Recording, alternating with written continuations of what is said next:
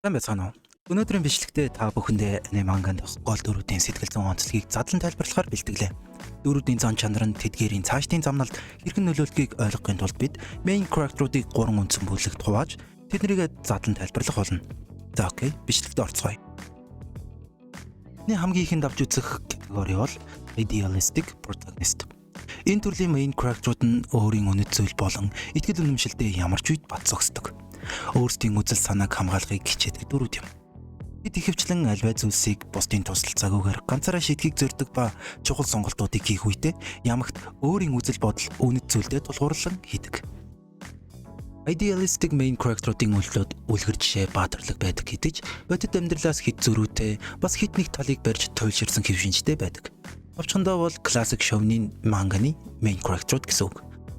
Үүнээс жишээ дурдвал Наруто, Танжиро, Мидория, Люфи гэх мэт олон дөрүүдийг дурдж болно. Харин нэг дүр дээр тулгуурлан илүү их сайн задлан хийгээвэл миний хувьд Узумаки Нарутог сонгож байна.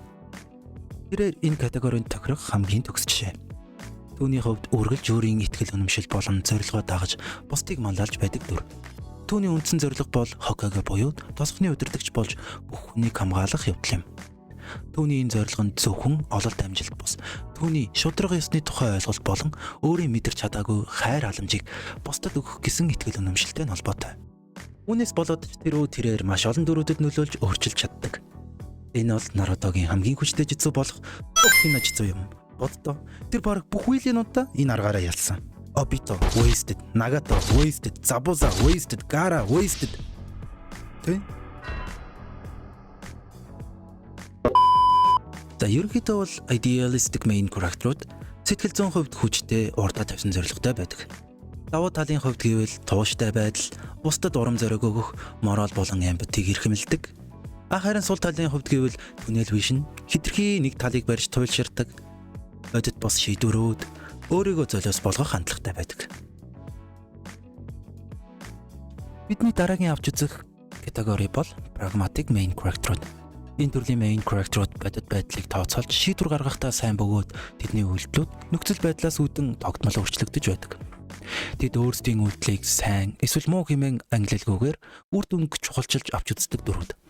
Энэ төрлийн main character-ууд ихэвчлэн хүнд хэцүү байдалд орох үедээ сэтгэл хөдлөлөө удирдан тайван болж чаддаг. Энэ нь тэднийг ямар ч асуудалд орсон хамгийн үр дүнтэй арга замыг олоход нь тусалдаг. Өмнөх ярьсан idealistic main character-ууд моралдаа хэд баригдмал байдаг бол pragmatic main character-ууд энэ тал дээр илүү уян хатан байж чаддаг. Харин жишээ авч үзье гэвэл Gintoki, Levi, Lelouch зэрэг дөрүүдийг дурдж болно. Гэхдээ pragmatic болон idealistic дөрүүдийн ялгааг харуулж болох манга бол Hunter x Hunter.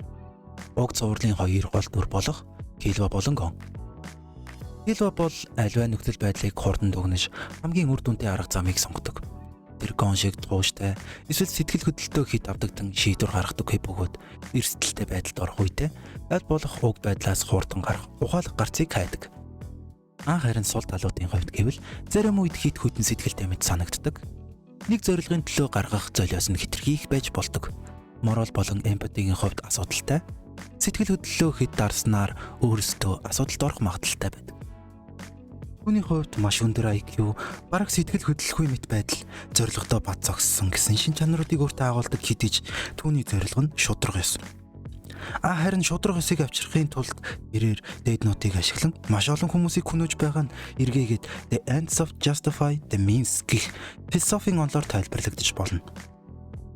Энэхүү философи нь үр дүн үйлдэлийг зөвтгөнө гэсэн утга.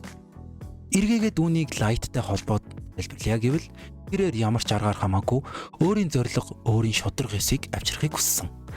Харин түүний үзэл бодлын хувьд гэвэл хэрэв муу хүмүүс байхгүй бол энэ ертөнц илүү сайхан болно гэсэн үзэл бодолтой. Гэхдээ тэр энэ зорилгодоо хүрэхин тулд гим зэмгүй маш олон хүнийг зөөлөс болгосон. Жишээлбэл Эл, Наоми Мисора түүнээс гадна өөрийн төрсөн эцгийн амь насыг хүртэл зөөлөс болгон ашигласан. Үүнээс харахад түүний зорилго болох шудраг ёс нь өөрийгөө хүчрэхэг нэгэн метр хүслийнх нь хадгалж болох зүгээр л нэгэн шалтгаан байж болох юм. За одоо ruthless main character-ийн сул тал болон давуу талыг ярьцгаая. Давуу тал. Тууштай, ямар ч саадыг даван гарах чадвартай. Үзэл бодолтой үнэнч, зохиолынхон хамгийн хүчтэй дүр нь байдаг.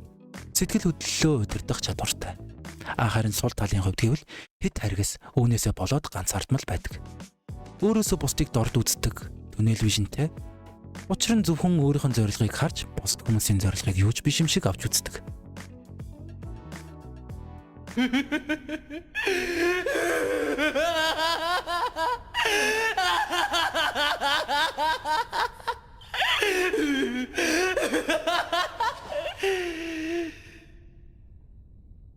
За. Энд хүрээд энэ удаагийн бичлэгээ дуусгая. Энэ удаагийн бичлэг танд таалагдсан бол лайк болон саб дараарай. Тэгээд бас нэг юм хэлчихье. Танд дуртай дүр байгаа юу? Тэ байгаа л үлгүүтэй байгаа юу гэн. За. Дуртай дүр чинь аль категорид нь багтаж байна? Комент хэсэгт үлдээгээрэй. Баярлалаа. Баяртай.